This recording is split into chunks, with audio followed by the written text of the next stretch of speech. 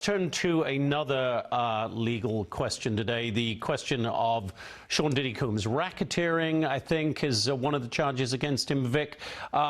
We've seen this disturbing security camera video where he is clearly physically abusing Cassie Ventura, his then girlfriend, running after her down the corridor there, and this horrible incident we see there. But his defense team is presumably going to argue, yeah, he's a flawed character, he may be a domestic abuser, but he's not guilty of the actual charges with which you have charged him. Is that a winning argument?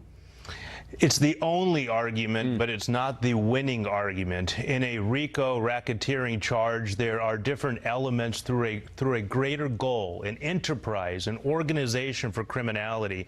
Many times people say when they looked at the opening statements, they listened to the first two witnesses, well, this is domestic violence. This is something that should be prosecuted by the state, not the feds.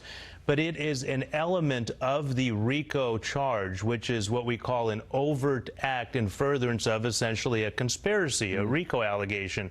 The force, the fear, the duress, which keeps somebody psychologically and physically trapped to commit sex trafficking and prostitution acts is an essential cog in this wheel.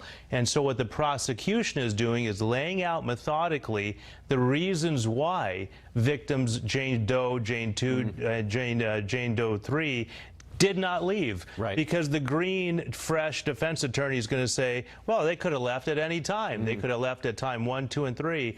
But the psychological and physical power which the prosecution's witnesses will bolster is a key part of this dehumanization. And Katie, this is going to be a tough trial for everybody involved, obviously, but anybody who's following it. There's some really disturbing things we're going to hear in this.